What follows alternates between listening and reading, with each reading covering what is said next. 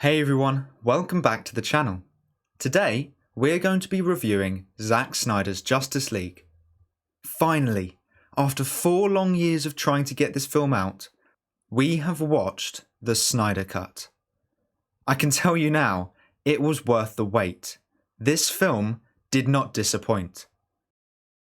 Just like in Batman v Superman, Zack Snyder's Justice League starts off with the ending of the previous film, which is Superman's death at the end of Batman v Superman. This perfectly connects the two films together, but what I love is that it flows straight into the story of Justice League and doesn't feel like a recap. It's like an instant continuation. We are taken straight from Batman v Superman and thrown right into Justice League with the introduction of the Atlanteans and Amazons. One thing that I was very surprised about was how funny this film was.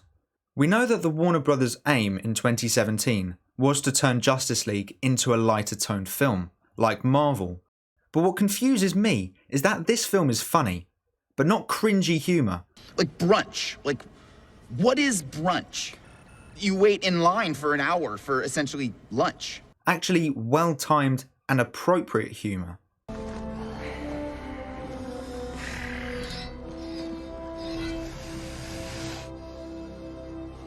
I'm so sorry. The music was such an upgrade from 2017. Tom Holkenborg, the composer of this film, should be so proud of this soundtrack. When comparing scenes from Joss Whedon's Justice League to the same scenes in Zack Snyder's Justice League, one of the biggest things that split them apart is the intensity in the music. No disrespect to Danny Elfman, but Tom Holkenborg's score was so much stronger. I loved how he brought back the Superman theme from Man of Steel and Batman v Superman, which I missed so much from the other version. I'll talk about the use of the theme in the final battle later on, because that final battle deserves its own segment in the video. Wonder Woman's theme was brought back for this film, but updated. What I found interesting with her theme is that every time we saw her or the Amazons, we would hear a female vocalist sing, which I thought was cool to have Wonder Woman connected to her sisters through that vocal cue. Batman's theme was updated, but personally, I still prefer his theme from Batman v Superman. However, I think it's appropriate to update it as the character has developed from the murderous Batman to a Batman who realises his wrongs and is now trying to fix them, so the theme fits perfectly with his character. Aquaman's theme was good. We didn't hear much of it, as he wasn't a main character in this film, as the film was focused more on the other characters, but what we did hear was good. The Flash's theme, especially him in the Speed Force, was really powerful and unique. The theme really matches the importance of the Flash to this story. Cyborg's theme was very interesting. The piano notes reminded me of Superman's theme, however it felt like it had this technological feel to it, which fits perfectly to his character. The overall theme for Justice League has to be one of my favourite themes of all time. I loved how we heard it all the way through the film, whenever a team was working together, but never fully powerful until the Justice League were working together and defeated Steppenwolf. We heard it in the history lesson when the heroes defeated Darkseid and his army, and we also heard it in the battle in Themyscira when the Amazons were trying to escape from Steppenwolf. Speaking of Steppenwolf, he is one of the most interesting and complex villains I have seen in a comic book movie. There were times where I hated him and wanted the heroes to defeat him, but there were also other times where I just felt bad for him. When he is talking to Desaad, his face is so full of emotion, and you can see how he just wants to go home and have the approval of Darkseid, which made me feel so bad for him, but then he instantly goes and cuts people in half, and then I hate him again. That is what makes such a good villain, when you can sympathise with them but still hate them at the same time. Desaad was a very interesting character too. He seems like he's not that strong, however the presence he has over Steppenwolf is strong. It shows not only the desperation Steppenwolf has, but the hierarchical power Desaad has over Steppenwolf. Darkseid has a presence that no other character has ever been able to have on screen for me. Before we even see Darkseid appear in front of Steppenwolf, we can see the parademons kneeling before him, and the music builds the suspense needed for such a powerful villain. Darkseid's appearance matches the suspense built, and the fear in Steppenwolf's eyes is all you need to know how intimidating this villain is. Ray Porter did an amazing job voicing Darkseid, as well as Kieran Hines as Steppenwolf and Peter Guinness as Desaad. The CGI for these characters looked incredible. Yes, in some shots the CGI looked off, but that would obviously happen when they have $70 million for a 4-hour film and a short time frame to complete it in. Just to put it into context, this scene from Batman v Superman took 9 months to complete, and it's a 10-second shot. So they had 10 months to complete potentially 4 hours worth of CGI. The only CGI for me that looked off was the Martian Manhunter scenes and Cyborg and Flash's CGI in the Nightmare Future, which were both shot in late 2020. So they only had a couple of months to complete those shots, and that's without remembering that they had to change every single frame that Steppenwolf was in back to the original design. So for me, I can't complain about the CGI at all. Even though the Flash and Cyborg CGI wasn't perfect, their stories were. Watching this film really makes me realise how much of their character development was cut out in 2017 and altered to add in comedy. Zack Snyder said that Cyborg was the heart of the film, and he was not wrong. Ray Fisher was incredible as Cyborg, and I love how we see his backstory with his mother and his life before his accident. His relationship with his father is complex and heartbreaking. The fact that Silas and Victor never saw eye to eye, and Silas sacrificed himself to help Victor find Steppenwolf, and only at the end of the film, when Victor listens to his father's voice recording, could he forgive him and accept who he really is. It's truly heartbreaking. The scene where Silas is teaching Victor about his powers is not only unique, but fascinating. We are learning all his powers at the same time as Victor is, which is giving us context into his powers while still developing his character. People's reaction to the Flash in this film has been very interesting too. Before the film came out, I saw many negative comments towards Ezra Miller as the Flash, saying he looks stupid and just doesn't fit the role. I've always said we can't judge any of these characters based on their performances in Whedon's Justice League, as the characters' stories were butchered and all over the place. Since this film has been released, the love for Ezra Miller's Flash has been incredible. People's opinions of Ezra as the Flash have changed completely, with some saying he is the best Flash we ever had. The Flash is no longer a joke. That's not to say he isn't funny, because don't get me wrong, he is. But that's not the only thing he has anymore.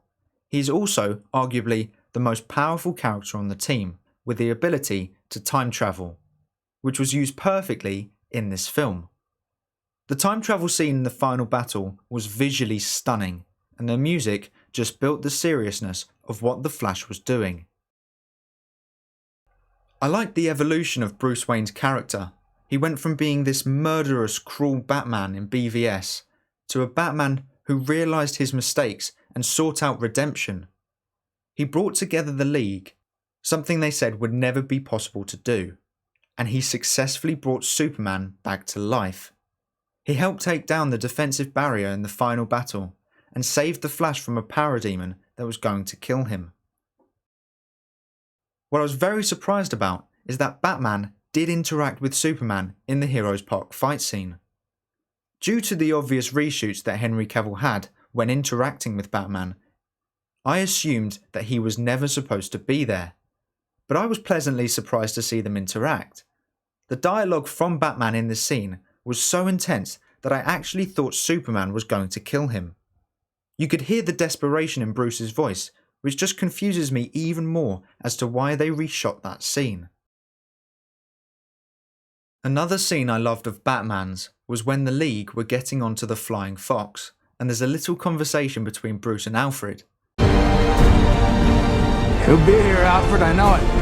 What makes you so sure? Faith, Alfred! Faith!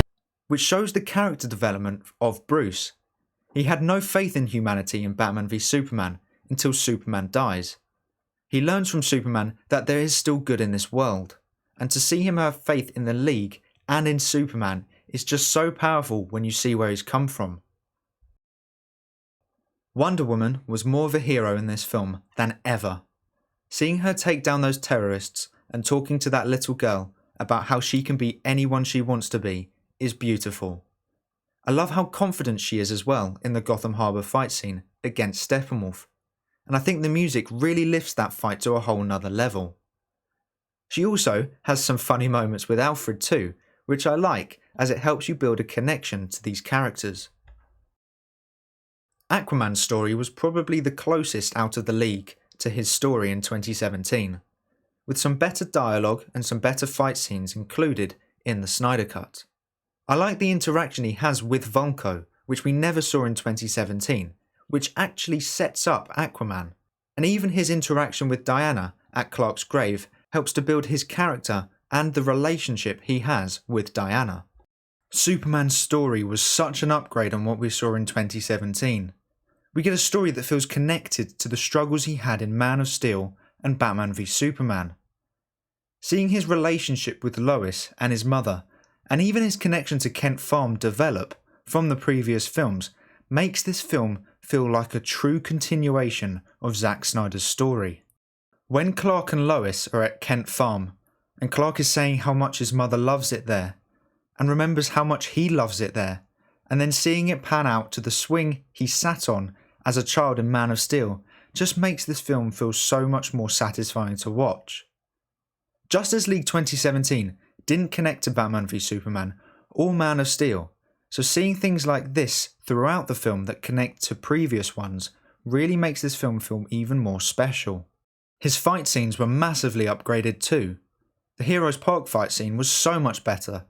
I thought we saw everything that happened in that scene, but yet again, I was pleasantly surprised. The raw, unhinged power he has was so incredible to see. The history lesson was shorter than I expected, but the story it told was still very good. I loved the brutality of the fights, and seeing Zeus and Ares team up against Darkseid was epic.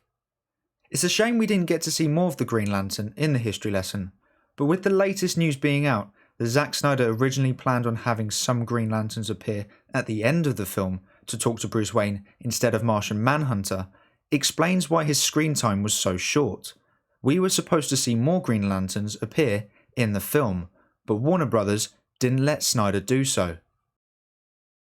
The nightmare sequences were crazy. I'll create a separate video that explains what the nightmare scenes are about, but here I'll just say that they really do set up an exciting future for Justice League 2 and 3. One scene that I really liked was the explanation as to how and why Superman should be brought back to life. Bringing Superman back was risky, but Bruce explaining that the mother boxes know that Superman would be able to stop them gives it more of a meaning as to why he should be brought back to life. The final battle felt like it had higher stakes in the Snyder Cut, and the music had a lot to do with it. I know I keep on talking about the music, but it had such a vital role in the film. When comparing the final fight in Justice League to the final fight in the Snyder Cut, many of the scenes are the same shots. However, in the Snyder Cut, the intensity is built through the music.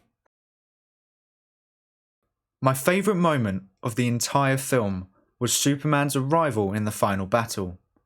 If you don't know, my favourite superhero in the DC universe is Superman, so to see him back to his best in this film after seeing what happened to him in 2017 is so special to me.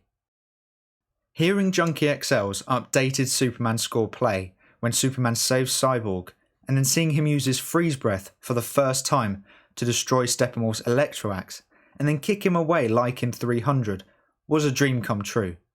Then, not only that, but to hear his theme being used as he teams up with Wonder Woman and Aquaman to take down Steppenwolf was for me the best moment in a DC movie. That moment has probably been amplified in my opinion because of how poor his entrance was in 2017, which means for 4 years I've been waiting for Superman to properly arrive in the final battle, and to have such an epic scene like that was always going to be special to me. Steppenwolf's death didn't disappoint either. If you had been following Zack Snyder on Vero for a couple of years, you would have known how he dies in this film, but to see it come to life was brutal, and then to see Darkseid stop his head with his foot and then crush it just shows how powerful Darkseid is, that even when he sees the League destroy Steppenwolf, he is still unfazed by them.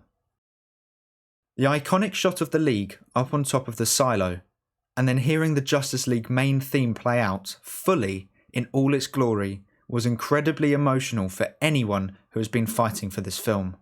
Many people complained before watching the film that they didn't like the 4:3 aspect ratio, but for me, I was so absorbed by the film that I didn't even notice the black bars on the side. If anything, it helped me focus on the fast-paced action sequences, as everything is in the centre of the screen. Whereas, if this was in 16:9, I would need to scan across the screen to take in everything. I'm not saying all action films should be in 4:3, but for me, this aspect ratio is appropriate for this film. This film really does set up multiple new stories in this universe, with Lex Luthor setting up a Batman vs Deathstroke story, and the cliffhanger of Darkseid planning to go to Earth sets up Justice League 2. Even Martian Manhunter sets up Justice League 2 when talking to Bruce Wayne at the end of the film. I said before the film comes out that I would only push for the Snyderverse to continue if this film was good. Zack Snyder's Justice League for me is the best DC film there has ever been. If Warner Brothers and DC are not interested in continuing this story, then they are crazy. This is by far the most talked about, and I would argue, most successful DC film there has been. The positivity coming from the people outside of the fandom is incredible, something I have never seen. I've seen Marvel fans who've hated DC films say that this film is really good. The potential is there.